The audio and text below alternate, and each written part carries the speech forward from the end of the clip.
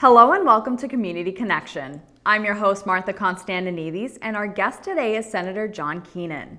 Senator Keenan represents Quincy, Abington, Braintree, Holbrook, and Rockland. Thank you so much for joining us today, Senator. It's great to be here. It's wonderful to have you today in the studio. We're here to talk about a number of topics like new legislation, sports betting, and MBTA communities. So let's get right into it. So the Senate recently voted to re-elect Senate President Karen Spilka, and you were the only Democratic senator who did not vote in that election. You voted present, I believe. So Yes. Can you just talk about that a little bit? Sure. So every year, as part of our process, our first meeting, we decide who will lead the Senate for the next 2 years during the legislative session. And the Senate President meets with members of the Senate, particularly the Democrats, who she's the leader, the Senate President, so to speak, in the last session. So she takes that role as we go into the next session, and she asks us what our thoughts are about the session and whether we would support her in the upcoming session. And so I conveyed my concerns about how the session went, the last 2-year session. We seemed to become less participatory, less open, less transparent. For instance, we took far fewer roll calls during that session than we've had in the past. At one point, we were taking over 600 roll calls a year. And last session, we were down to about 250 roll calls. And to me, that's a lack of transparency. I think our constituents deserve to know how we vote on things. And then also, so many of our bills got tied up at the end of the session. Our formal sessions, meaning when we take up big bills, typically end on July 31st. We look to complete all the big work by July 31st and then leave the months after that to address some of the more local issues. And we went 24 straight hours on July 31st into August 1st, like we did 2 years before that, with the idea that, we have these 7 or 8 bills, we've got to get them done. And we didn't get them done. As a result, over the course of the next several months, we took up these complicated, detailed bills with little time to review the legislation. And in fact, at the end of December, they were coming at us pretty quickly, giving us very little time to review and to get feedback from our constituents. And on many of them, we didn't even take a roll call vote. And so I'd have constituents contact me by email, for instance, saying, I hope that you will vote a certain way on this bill. And I had to respond saying, the bill is already passed, and we didn't get a chance to express our vote on it. And so all those things led me to inquire what's in plan to address these for the session that we're now in, the current session. And I thought the answers weren't satisfactory, and so I felt the best way that I can convey my concern about where we're heading was to vote present. Right. So you mentioned that there was a lack of transparency that you felt. And so what reforms would you propose to address those issues? So we just had our rules debate a couple weeks ago. And in that, we proposed some amendments. One of them was that in order to vote on a matter, you have to be present in the Senate chamber. We have a rule that allows for complete remote participation. So members of the Senate aren't required to come into the chamber and vote. They can be in the building somewhere else, they can be home, they may be traveling, they can participate remotely. And I feel that in order for us to work best as a legislature, to have those relationships that you need for a legislature to work well, you need to have that personal contact. And so I propose that members have to be present in order to cast a vote. And that is a transparency attempt as well, because if you're there in the chamber and people are watching, they see you speak or they hear your vote as you announce it. Whether you say yes or no, they hear it. They know immediately how you voted. Without that, it's very difficult to get a sense on how a legislator has voted, how a state senate has voted. We're one of the few state senates in the country, maybe the only one, that allows full remote participation in a non-emergency situation. So again, I just think for our legislature to work best, you need those relationships. They're not there unless you're in the building more often. And especially if you are not there in voting, the public doesn't know exactly how you're voting and what you're engaged in. Exactly, and it gives residents some peace of mind in that sense. Well, So when talking about that, some critics argue that this will slow down the legislative process and it will kind of put you guys in a gridlock. So how do you respond to that, and to those who are saying that requiring more recorded votes and extended deliberation could slow down that process? So, I think it speeds it up, because what happens is we have a lot of what they call standalone bills, single bills that are filed. Every bill gets a hearing. There's nearly 7,000 bills that are filed. Every bill gets a hearing. So we have to go through that process, whether we're taking recorded votes or not, and whether we're in person when we vote or not. That's all the upfront work that occurs before a bill gets to the Senate floor. Once it gets to the Senate floor, I find anyway, that the process of allowing remote voting actually slows it down, because the process is they call the names of all senators, and if you're in the chamber, you are at your seat and you announce yes or no on your vote. Once that's done, then there's a period where members who may not be in the chamber but in the building at a hearing or something, they come in and then their votes are recorded. In the meantime, then there's an effort to count the votes of people who have sent in letters expressing their vote, and then also to count those that may be doing it by through remote participation through their computer. So it slows down the process of those roll call votes.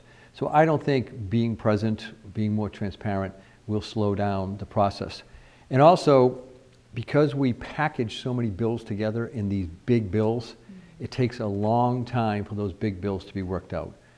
Our economic development bill, our substance use bill, our hospital bill, our pharmacy bill, all big bills made up of small bills, had to go through the conference process. And that's part of the reason we didn't finish them by July 31st. And then it took an additional 5 months to get them done. So I think it's important that we do as many standalone bills as possible, that members are there. And then also I had proposed a rule change, and the Senate President had also proposed one, which I was grateful for, to kind of move back dates by which we have to report bills out of committee. So hopefully that will give more time for the Senate as a whole to consider them. And then also I had filed an amendment that would limit how long extensions could be granted on bills. Okay. Even though bills are supposed to be reported out in Joint Rule 10 day, which is in February, they go through the end of July, and then they're extended indefinitely through the end of December. And so my proposal would be to limit those extensions to no more than 90 days. Okay. So my question is, we've talked about remote participation a little bit. Has that always been a part of the Senate? Like, has that always been an option, or is that newer? That's newer. That came as a result of COVID. Okay. And the Senate and the House of Representatives pivoted pretty quickly from being present and rules that required you being present to allowing for remote participation as a result of COVID. But the COVID emergency is no longer in place, and so I don't see the need for it. I understand that with technology we can now take advantage of it. I remember one time I had pneumonia, and under the rules at the time, in order to vote, you had to be in the building. Not in the chamber, but in the building. So I went into the building with pneumonia, locked myself basically in my office, had a couch that was out in the waiting area, moved in, and was on my couch for a day listening, and then the court officer would phone the office to see whether I wanted to vote yes or no. That's ridiculous. It puts everybody at a health risk. We have the technology now that if you are sick, if a person is pregnant, a woman's pregnant, or if you need to provide care for a family member, things like that, that you can participate remotely. And my proposal would have allowed for all of that, without excuse, basically. But the default would be you have to be in the chamber to vote. Unfortunately, it didn't pass, but we'll see. We'll keep at it. More and more members hopefully will start to show up. The House of Representatives requires members to be present, but we don't. And again, we're one of the few, if not the only, state senate in the country to allow remote participation in a non-emergency situation. Okay. So going back to some of the transparency and the trust from the Senate to the public. So I was curious, so since you mentioned that if people don't trust the way laws are made, they won't trust the laws themselves. So what specific examples have you seen where a lack of transparency may have weakened public confidence in the Senate? We had at one point a bill that came out of the Ways and Means Committee by poll, meaning they asked the members of the Ways and Means Committee, do you think this bill should move on to the next step? And I'm on the Ways and Means Committee, so I got notice of it. We had an hour basically to say whether we thought it should move on. And the poll ultimately concluded that yes, it would move to the full Senate. Within an hour, it was on the Senate floor, coming up for a vote. And it was a child custody law that changed an entire chapter of our general laws. It wasn't all that controversial, but nonetheless, it was a bill that changed an entire chapter of our general laws. And from the time it was polled in Ways and Means to the time that it went to the floor for debate and passage was about an hour and a half. And so the minority leader, Senator Tarr from Gloucester, and I, we both objected to it, saying this is not the way it should be done. We managed to put it off for a day and ultimately came before the floor. People had a chance to review it, and we ultimately voted. Neither he nor I had an objection to the content of the bill. It was the process. And we slowed it down, gave people a chance to look at it. That was an example where if anybody watching was interested in that issue, they said, what was that? How did that happen? We had a case on sports betting, for instance, where there had been a roll call requested on the sports betting bill. And then as quickly as this, a request for a roll call previously we haven't been made, now withdrawn, we move to the bill, all those in favor say aye, opposed, noes, I have it. And the bill passed. And I had a call pretty quickly after that saying, what happened? Did it pass? I said, yes, it passed, but how'd you vote? I said, well, I didn't vote. What do you mean you didn't vote? How could it pass if you didn't vote? Well, it was on a yay and nay, it wasn't a roll call vote. So how does it pass if you don't vote? And so the public looks at these things and say, how does this happen? We've had other bills where we voted at 3:30 in the morning and without sometimes roll call votes, and people would say the same things, and what kind of system is this? So now more than ever, I think we have to be transparent, open, participatory, and allow the public to see what we do, and we have to attempt to keep faith or restore or improve faith in how we do things. Because as I've said many times on the Senate floor, they don't trust the way we make our laws. How do they trust the laws that we make? Yeah. So what has been the reaction from some of your colleagues on this? I think there's a growing sense that we've got to do better. While a few of the amendments that I filed did not pass, I was pleased that some of my colleagues got up and expressed concern about where we were heading. They ultimately didn't vote for the amendment, but they expressed concern as to the trend or the trajectory of what it we've been doing. And so that was really encouraging. I did file an amendment in the rules debate that would have made it that an elected senator, an elected member of the House of Representatives could not trade on the information that they've gained through the legislative process. They couldn't use inside information to purchase stocks. That's how the rule was written. So we broadened it to say that not only can you not purchase stocks based on information you've gained, you can't sell them. You can't do anything for financial gain, nor can you do anything to avoid a financial loss based on information that you've gotten as part of the legislative process. And we extended that to family members, because what's the difference whether I have this information and say, oh, I can't trade on that, but then say to my wife or my partner or whoever, hey, by the way, you may want to act on this. And so I was pleased that my colleagues joined me in passing that, because you read so much now about what may or may not be going on in Washington in terms of insider trading. So I think it's important that people trust us here in Massachusetts that we're not doing those things. Absolutely. So you've been in the public office for decades, and starting from your time at the Quincy Zoning Board of Appeals. So how has your perspective on legislative transparency evolved over the years? It's probably been pretty much the same. Kind of a formative time was serving on the Zoning Board of Appeals back in 1990s.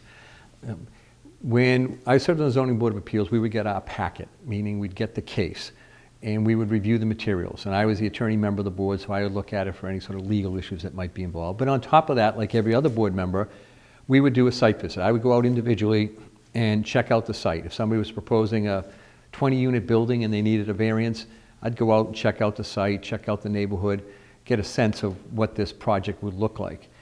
And so every member did that. We did it individually. Then we came together as a board. We never discussed the cases in advance. We would have a hearing. Those in favor would get up, the applicant would get up and present their case. Those who were opposed, and anybody in favor would support it, get up and speak in support. Those who were opposed would get up and speak in opposition. And then we had to make the decision. And we made that decision right there in public. And it forced us to not only express what our position was, yes or no on the application, but to give our reasoning. And I found that even though half the room might have been in support and half opposed, generally if you stated your position and you stated the reasoning behind it, people were accepting. And so that was, for me, a very early lesson in transparency. I tried to carry that through as a member of the City Council, and now I'm trying to carry it through also as a member of the State Senate. Yeah, so if these transparency issues aren't addressed, right, what do you think the long-term consequences would be? I think people lose faith in government, and that is not good for our democracy. Our democracy is struggling right now, and I may not be able to impact what goes on at the federal level, but I do have some ability, as limited as it may be, I do have some ability, I feel, to do things here in the Commonwealth that hopefully really send a message to people that we are concerned, we hear you, we represent you, we're going to be open and transparent, you're going to know what we think, why we think it, and how we're acting. Without that, democracy doesn't do well. And so I think it's just critically important that we focus now more than ever on that. Okay, so pivoting a little bit, so I want to talk a little bit more about the emergency shelter program. So Governor Healy has proposed significant changes to the right to shelter law, including residency requirements and stricter background checks. So do you support these, and why or why not? So we had, the governor proposed a $425 million supplemental budget that was money that would be dedicated to the Emergency Assistance Shelter Program. And as part of that, the governor proposed a series of reforms. So on the issue of residency, there's been two ways to basically determine, based on residency, whether somebody should be eligible for a program. One is a durational requirement. There were amendments, for instance, that said, oh, somebody's not eligible for participation or entry into the program unless they've been in Massachusetts for 6 months or a year. There's various proposals. Those type of residency requirements have not always withstood court review. And then there's also a bona fide residency requirement that looks at some other factors. I believe that our goal should be to help Massachusetts residents as best we can. My concern is that by putting a residency requirement on it, you're not necessarily helping Massachusetts residents. You may have a woman, and our shelter was designed for women with children. You may have a woman who's been a victim of domestic violence and has been basically locked out of a home, may not have access to a license or mail or birth certificate or anything that would prove that she is a resident of the Commonwealth, and yet she would be in need of emergency shelter immediately. And do we want to not allow that person because at that moment they can't prove their residency? Well, what if somebody spent 25 years in Massachusetts and moved away for 3 months and then came back and found housing, but then all of a sudden the rent increased and they couldn't afford it after 2 or 3 months, and they find themselves without a home and they are in need of shelter? Even though they spent 25 years in Massachusetts growing up, they might not be eligible under a residency requirement. I understand that the concern is migrants and that the cost of this shelter program has grown enormously, but I think we've turned the corner a bit on that. Presently, about 65% of those who are applying, I'm told, are Massachusetts residents, and about 35% are migrants. And we've learned a few other things, that those who go through the system most quickly tend to be migrant families. They come in, they move through pretty quickly. So it's not an easy fix just to say, oh, you have to be here for a certain period of time. We may be cutting people out of their programs that are really in need, whether they're migrants or otherwise. And in particularly if they're residents, we might be shutting them out with the intent that we want to slow down the rate of migrants entering our system. But that seems to be occurring pretty steadily over the last few months. And with what's going on at the border now, where there are very few crossings, we're told, the migrant situation here in Massachusetts might be significantly past its peak. And our system may be getting back to a system that helps women and children here in Massachusetts. That's where the trends are going. And so I didn't support the residency requirements for that reason. Okay. Going into the law a little bit more, like you said, it was written in 1983 to really protect and assist pregnant women and children experiencing homelessness. So do you think the current system still aligns with that intent, or do you think that needs to be reformed in some way? I think now's a good time to take a look at it. It's been a long time since it passed. Times are quite different.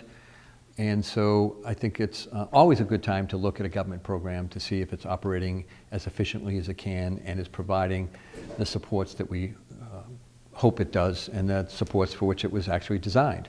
And so I think it's a good time right now to take a look at all of that. You know, there's been a lot of focus on motels and hotels being used. We are transitioning away from that. Under the Baker administration, we moved away so that there weren't people in hotels and motels. When the migrants came, we had to utilize those facilities to meet the demand. We're moving away from that again so that we're not putting people in those situations. And so it might be a good time to say what would work best for those who are in need of housing, and particularly women with children. They were the impetus for this so many years ago, and they continue to be a concern. But in general, because the cost of housing here in Massachusetts, we are finding more and more people homeless. People who are on fixed incomes, who are just holding on, paying $1,200 or $1,300 per month for rent, can't afford $2,000 worth for rent. And so they find themselves with nowhere to go. We've had stories in my district of grandparents with grandchildren sleeping in cars and getting their grandchildren to school in the morning because rents went up. And so we have a housing crisis that we're going to have to address if we really want to address the issue of homelessness. If you're paying $1,200 or $1,300 a month, your property where you live is sold to an investor, and your rents go up to $2,000, you can't afford it, and you go out on the streets because you can't find first, last security deposit and perhaps a broker's fee for $6,000 or $10,000 to get into an apartment. And so the shelter system becomes the place where people go. Yeah. So the administration, the Healy administration, I should say, has placed significant emphasis on helping shelter residents obtain work authorizations and job placements. So do you believe that these efforts are sufficient, or should there be more done to help families into permanent housing? I think we could always do more. It's always the issue of finding that right balance between what is the cost and are you getting the best value for that cost. I think we need to do more in housing across the broad range of types of housing. We have veterans who are in need of housing. We have mothers with children who are in need of housing. We have seniors who are in need of housing. We have young families that if they want to purchase a home, they can't afford to purchase a home. We have issues, particularly in the more urban areas, where broker fees are charged, and that's an additional barrier to getting an apartment for people. So there's all kinds of issues related to housing. So not only do I think we should be doing more, I think we have to do more, because otherwise we're going to lose a significant segment of our workforce.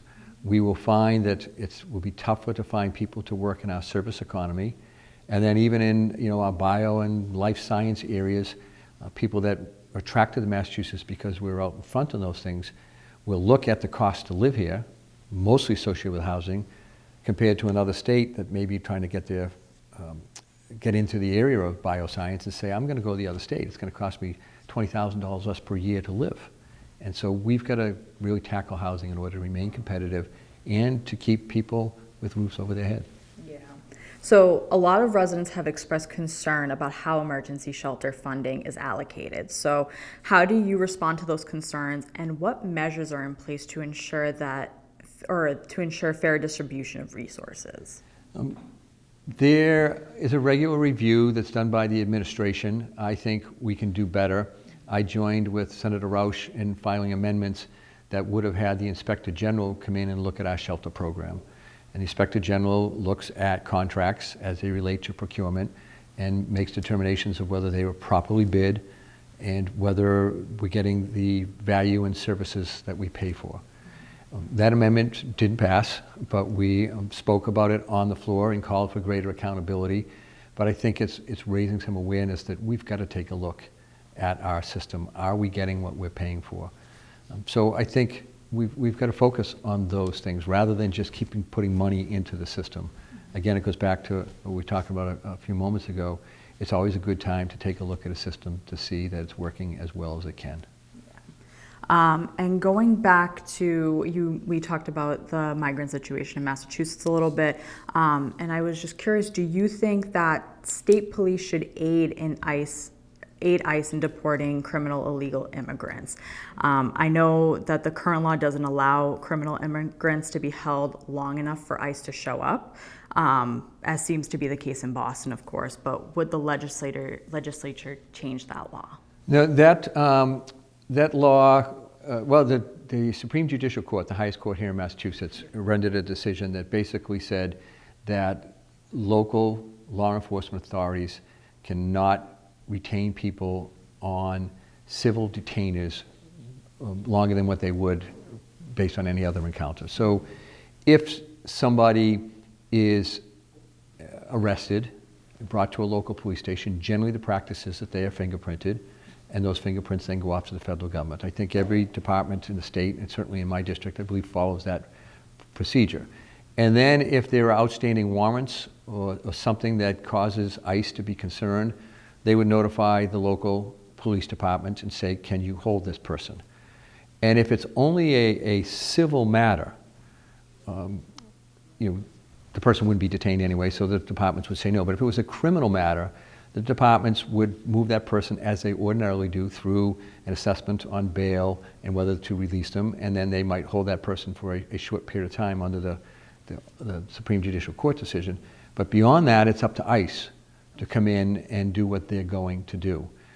And I know from talking to some of the chiefs over the years that they've contacted ICE, or ICE has contacted them after getting the fingerprints and said, hold the person, we'll be there. And they hold the person as long as they can under law. And then all of a sudden they get a call from ICE saying, yeah, we're not going to bother.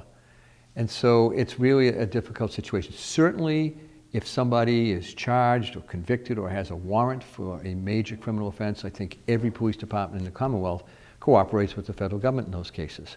But if it's a civil matter or a misdemeanor matter, that's where the local law enforcement have basically said, we're not involved in immigration enforcement. We're local law enforcement. We'll enforce local laws and state laws, and we will do law enforcement and protect the public at the local level. They don't get into being immigration officers. And so that's really where the line is drawn, and there's, I think, a difference of opinion between what the federal government now thinks and perhaps what some of the local law enforcement agencies think. And hopefully, in cases where it's warranted, our municipality will cooperate with ICE, and in cases where it's not warranted, that they won't default to ICE or put themselves in a role as acting as immigration enforcement officers. I look at it, I pay my local property taxes to for public safety. I live in Quincy, for the public safety personnel to provide local law enforcement and local public safety. I pay my federal taxes to address the issue of immigration. So if ICE wants to come in and do what they do, that's fine as long as it's in conformance with our laws. And meanwhile, local law enforcement is out there protecting us in our local communities. Okay. All right. So on to everyone's favorite subject, sports betting. Yes. So with sports betting now legal in Massachusetts, what impact have you seen on the state's economy and local businesses? So not much in terms of the economy. There is a lot of money that is being wagered, and the state gets a proportion of that. They get 20% of what's ultimately determined to be taxable betting money. And so the state certainly takes that in. It's not a significant part of our revenue right now. It's growing, but right now it's not a huge part of our revenue projections, nor do we rely on it to any great extent to fund programs. But it's growing. In terms of its impact on the local economy, it's different than a casino because a casino creates jobs and creates a need for housing and contributes to the local economy because people earn money. Those that work at a casino earn their money at the casino and then go out and shop at the local grocery store, the local dry cleaners, wherever they may go. That puts money back in the economy. With sports betting, the number of people who are employed by the industry is relatively small compared to the amount that's being bet. And so it doesn't really have a huge impact on the economy. Some studies would suggest that in fact it is just the opposite, that money that might otherwise go into the economy is diverted and goes into the pocket of the sports betting operators. There's one study that showed that those who bet are less likely to put money in the bank, less likely to invest money for their retirement, and are more likely to have credit card debt to support their betting. And so it's more of, I believe, it's more of a drain on the local economy than it is a plus. You can make the argument that a casino has some benefit to the local community. It's tough to make that argument for sports betting. Is there any opportunity for growth in that area, or is it just pretty it's going to stay like that? I think it's going to stay like that. And the concern is that we have sports betting now, and we're trying to address the public health issues that are arising from sports betting. We are finding more and more people becoming problem gamblers and ultimately becoming addicted to gambling. That is concerning to us. And we know that not casinos, but the sports betting operators, for instance, and even casinos, but anybody in the gaming business, the gambling business, they make most of their money off of problem gamblers. They don't make a whole lot of money off of somebody that goes over to a casino once a month or occasionally bets on maybe once a year bets on the Super Bowl. They don't make money there. They make money off of people who have problems with gambling or who are addicted to gambling. That's where the industry makes their money. And so the public health consequences of that are that people are finding it more difficult in home situations. Domestic violence has been tied to sports betting and gambling as a whole. It has an impact on their employment because they're less likely sometimes to show up after a weekend of sports betting. It leads to increased fraud and things like that in workplaces. A whole host of public health issues arise because of sports betting. And the concern is that sports betting will next become online casinos, which are really, really dangerous. Wow, okay. So going into the health issues and sports betting a little bit more. So do you see sports betting revenue being allocated in the state budget? And do you think more funding should go towards addiction treatment or consumer protection? We do find more money being allocated within the state budget as a result of sports betting. It is a revenue source. Mm-hmm. And some of that revenue is tied to public health and in a response to what we're starting to see relative to the problems associated with sports betting. Our legislation that we filed contains a provision that would increase the amount that the sports betting companies are charged, not the individual bettors, but the companies themselves, that their tax rate would go from 20% to 51%. It seems like a big jump, but there are several states around Massachusetts that's the level that they tax sports betting companies at, and we don't. And so we could get a whole lot more money from the sports betting companies that we could then channel into public health programming and programming that would help us treat people who are addicted to gambling and sports betting in this case particular. So yes, we are spending some. There's an opportunity to get more revenue from the sports betting companies and then to use that revenue to hopefully head off as much as we can this growing public health concern. Yes. So have there been any other unexpected challenges or unintended consequences since sports betting has been introduced? No, I don't know if there's been any unintended consequences other than when it passed, I think it was viewed as somewhat trendy. It was in vogue. I will tell you, I mentioned how we voted on before that it had been a roll call vote. It was withdrawn. It was all those in favor say aye, opposed no, the ayes have it, and it passed. I would have voted yes at the time. I was hearing from constituents that they wanted to have this. I wasn't aware as much then as I am now as to some of the problems associated with sports betting. If I were to take a vote on that today, I would have voted against it, given the few safeguards that we had in place. And that's been my goal since then, recognizing this and learning more about it, is to say, okay, we've got sports betting, let's do better for the public. And that's kind of the name of the act that we filed is the Better Health Act, BETTOR. Let's do better for the better, meaning let's make sure that there are safeguards in place to prevent them from being preyed upon by the sports betting industry. Some of the tactics used by the industry are really, really concerning. One, they track everything you do if you're a sports bettor. every time you log on to a platform, anytime you place a bet. They know what time of the day you're betting, how much you're betting, what you're betting on, what you seem to like, what advertisements they've sent to you that seem to be working. They've got all kinds of data. And they use that to target individuals. And beyond that, they have what they call hosts, who basically take on clients or target people to get them to bet, because they will earn a percentage of what those people bet. And I've heard stories about people who were betting who just then said, no, I'm not going to bet anymore. They get a call from one of the sports betting companies, from a host associated with one of the companies, saying, hey, we haven't heard from you for a while. What do you think of the Celtics tonight? I traveled to Philadelphia to meet with a group of people that are in recovery. We don't have recovery groups here in Massachusetts, although some of the public health providers now realize we've got to catch up on this. But I met with a bunch of people who are in recovery in Philadelphia, and one story sticks out in mind. There was a guy who was struggling with sports betting, had gone into recovery, and then was approached by one of these hosts, contacted by one of these hosts, and the next thing you know, he's at a Philadelphia 76ers game in the front row, and he's on the court meeting Joel Embiid, the star of the Philadelphia 76ers. The sports betting company enticed him back to betting with that type of a perk, so to speak, and he bet. He fell out of recovery. His wife, as he conveys, wasn't quite happy with that. She didn't quite know how they ended up at this game and doing all this, and ultimately told her. And he's thankfully gotten back into recovery.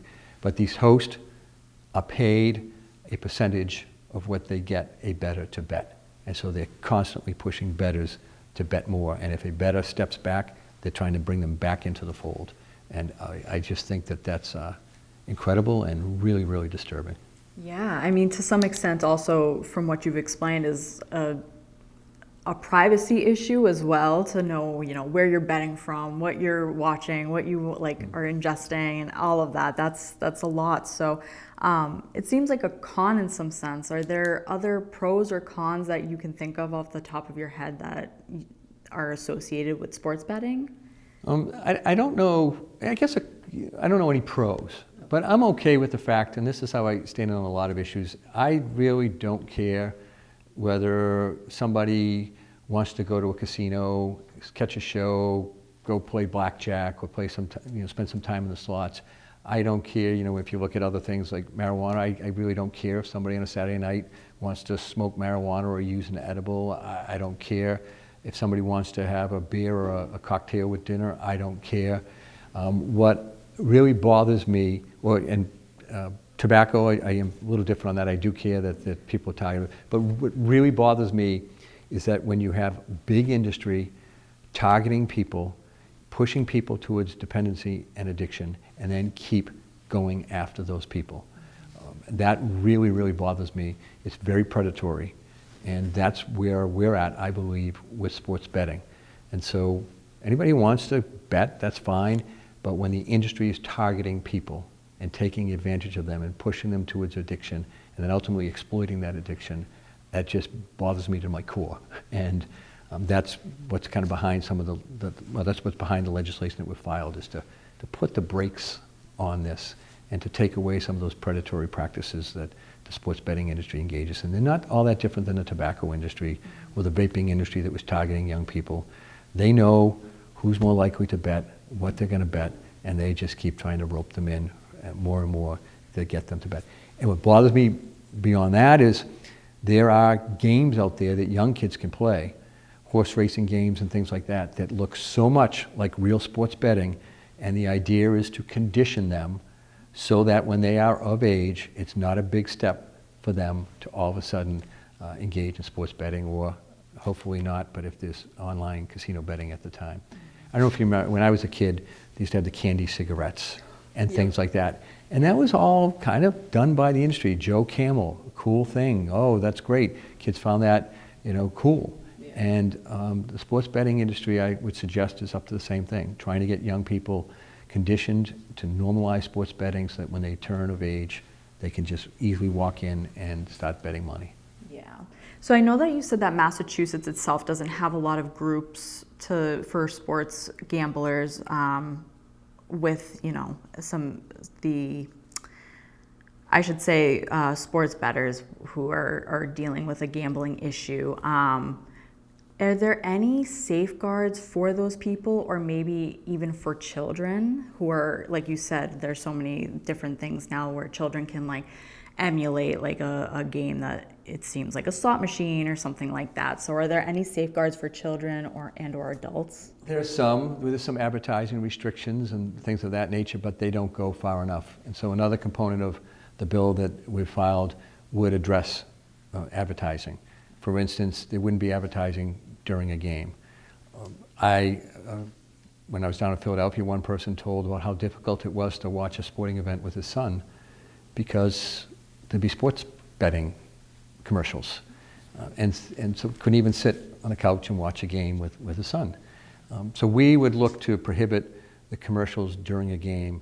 And one of the other things that we would look to prohibit during a game is betting during the game. People may bet on the outcome of a game, who's going to win or lose, or what the spread is. And once they get a sense that that bet isn't going to be successful, the industry targets them with the idea of, okay, you may be able to make that up. You might be able to bet as to whether the next basket is going to be a three-pointer. You might be able to bet as to who's going to foul out, all those types of things. So you're able to do these small micro bets during the course of a game, and they just keep rolling. And it's $5, it's $5, it's $5. It doesn't seem like a whole lot. And then when it's all over, you found out not only did you lose your bet on the game, but you may have lost another $60, $100, $150 on these micro bets that you were placing to try to get back the money that you knew you were going to lose in the game. And then also there are just things in general that are called prop bets, which are bets on individual performances. And those, the experts will tell you, it's almost like crack cocaine. It is quick, instant satisfaction if you win, and then instant need to bet again to try to make up for what you lost.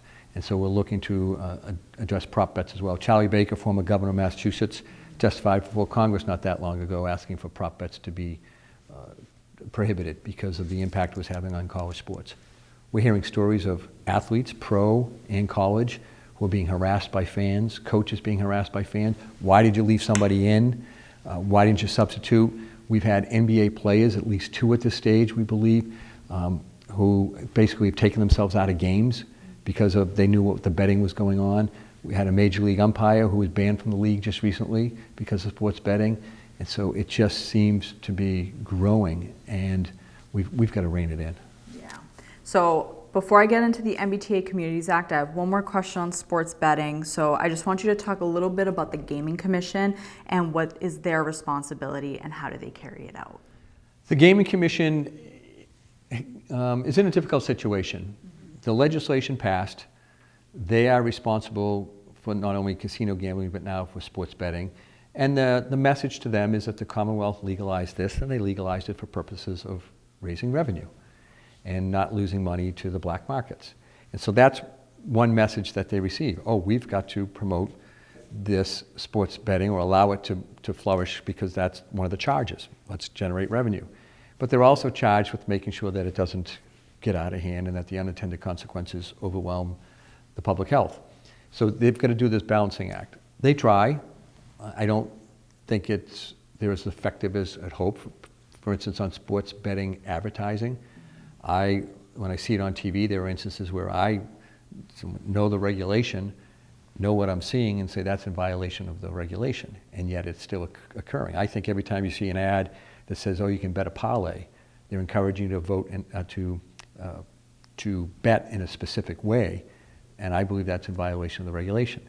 And I don't think the Commission is responding well enough to that. The Commission does a good job in trying to send messages and promote responsible gambling, but in promoting responsible gambling, they're putting the onus on the bettor. Oh, if you bet too much, that's your fault. And I can understand there's some logic to that, but it's very difficult for somebody who maybe has an addictive personality to withstand a constant barrage of media and contact and outreach. It's tough for somebody to be responsible in those circumstances. The industry would love, and they do promote, oh, be responsible. Be a responsible bettor. But at the meantime, they're targeting those people with problems. And so, again, it goes back to we've got to find the balance with all that. The Commission tries. I wish they'd be more forceful with the industry in terms of getting the data that should be provided to us. We've got that in our bill as well, that we have to get the data from these companies so that we can do the academic research that's necessary. The industry basically is hesitant to do that. I wish the Gaming Commission was more forceful on that. But they find that balance. I give them credit because what research is being done somewhat at the direction of the Gaming Commission, and we have some of the best research programs in place, and so I give them credit for that. But ultimately, more has to be done. Yeah, absolutely. So onto the MBTA Communities Act. So the MBTA Communities Act is allowing multifamily housing near transit stations. So how is the state ensuring compliance while addressing local concerns? The state reacted to the town of Milton saying that they weren't going to do it by challenging them legally. It went up to the Supreme Judicial Court, and the decision was that the law is constitutional. However, the court pointed out that when the regulations were implemented, they weren't done properly. And so the state had to go back and put new regulations. There's now, I believe, temporary regulations in place, or interim, and they're developing the full regulations. And once that's done, then communities will know what they are. I don't think they're going to be much different than the regulations that were in place, but there'll be a process that has to be followed. It all came of there being so little housing available in Massachusetts, and so many communities saying we don't want to build in our community. And as a result, we are losing people to other states, people who are interested in either renting here or buying a home here. There's just not enough housing. Rents are high. Cost to buy a home is exorbitant, out of control, and so people are leaving. So we need more housing. And as I mentioned earlier, we need it for veterans, for seniors, for young people. We need for affordable housing. We need housing across the board. And there's a belief that local zoning has prevented the construction of the housing that we need. And so the idea was we have these transit hubs. You can provide for multifamily housing as of right around those transit hubs, with the idea that there'd be fewer cars on the road, more people would use public transportation. It seemed logical that that would be the best place for them. And so the act, though, only requires that a town or a city zone for it. It doesn't mean that there'll be construction. The city or town does not have to provide water and sewer service and new roads to these developments. All that's required under the law is to create a district where this development could occur. Okay, so you mentioned Milton and how they pushed back a little bit on the MBTA Communities Act. So what has been the biggest resistance from local communities, and how's the state addressing it?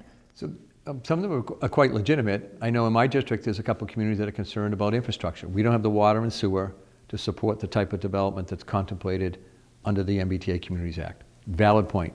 So the state's response was basically to set up a housing infrastructure fund where money would be available for water and sewer through grants and things like that, low interest loans. We'll see how that all shakes out. So concern, we don't have infrastructure. State said, here's a program. Now, it may not be well enough funded, but nonetheless, it was a recognition that yes, communities are not in the same position when it comes to infrastructure. And so if we're going to require this zoning district, here's some infrastructure to help you if a developer is interested in developing there. So that was one of the responses. The other response is that there's a loss of local control. Hey, why don't local communities, through the select boards, through city councils, through the planning boards, through the planning process, through the zoning boards, conservation commissions, why don't they get to keep control over the development in a community? And the response from the state has been, and housing experts, we've had that system forever here in Massachusetts, and we have this housing crisis, so it's not working. There's been some concern about impact on schools with multifamily housing. I think that depends on what that multifamily housing looks like. In some communities, if it's apartments, the impact on the schools is fairly minimal. And so that is a concern that some communities have, that if it's more single family or townhouses or things of that nature, that it might impact the schools. The state's going to have to look at, and is at the stage where it's starting to look again at the Chapter 70, which is the education funding formula, to perhaps address the issues that might come with families having children, more children in a community than before, and how the school is ready to handle that. So there are legitimate concerns. There's been an effort by the state to address some of those, and I think there's greater effort needed to address others, such as education. Although I can tell you down in my district, down in Hanover, at Hanover Crossing, there was a lot of multifamily housing done, not part of the MBTA Communities Act, but at the old Hanover Mall, there was housing done, and there was a concern that the housing there would generate a lot of students and would impact the schools, which were struggling financially. The town is struggling still financially. And I believe the information that we got indicated that of all these few hundred units, there were 9 students more going into the public schools, and that of those 9, some of them may have lived somewhere else in the town and moved into this new community. And so the net was still being determined when we last met with the superintendent of schools, but the impact on schools had not been all that dramatic. Again, it might be different if it's townhomes with 2 or 3 bedrooms or single-family homes, but on a lot of this, it doesn't really impact the schools to any great extent. Okay. So we only have a couple minutes left. I do have one more question about the MBTA Communities Act before we go. So given the concerns and just a lot of the pushback coming from different communities, what are some steps that are being taken to ensure accountability in project timelines and budgets? So in terms of accountability, the state has told communities that if you don't cooperate, you're not going to have access to state grants. And that may be MassWorks, which is an infrastructure fund that does puts for water, sewer, roads, underground type work. The communities may not be eligible for that. They may not be eligible for a whole host of grants that the state offers. And so basically the state has said if you want access to those grants, then you've got to do the work of putting the zoning in place and making sure that it's done fairly. So that's an accountability measure by the state to the communities. In terms of what the communities can do, they can be thoughtful on how they want to zone and make sure that any developer that ultimately expresses interest complies with the law. This is not a blank check for developers to come in and say, we can do whatever we want here. They still have to meet some basic requirements.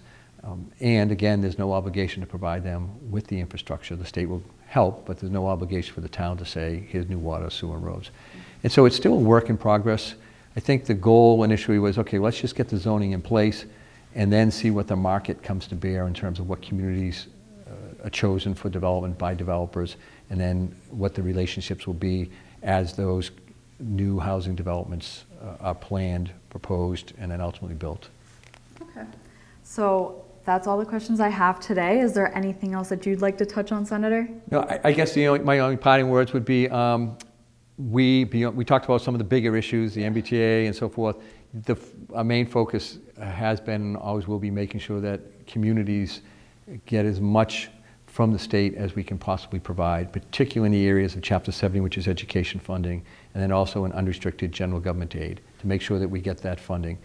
And the other main focus of our office, if anybody is ever in need of any assistance relative to state agencies or authorities, please contact us. If you have an issue with the registry of motor vehicles, if you're getting benefits and you're not getting them anymore for some reason you haven't been told, if there's an issue with filing paperwork with a certain agency and you haven't heard back, please reach out to us. We're there to help, and we're happy to do that. And the best way to contact us is by telephone at 617-722-1494 or by email at john.keenan@masenate.gov.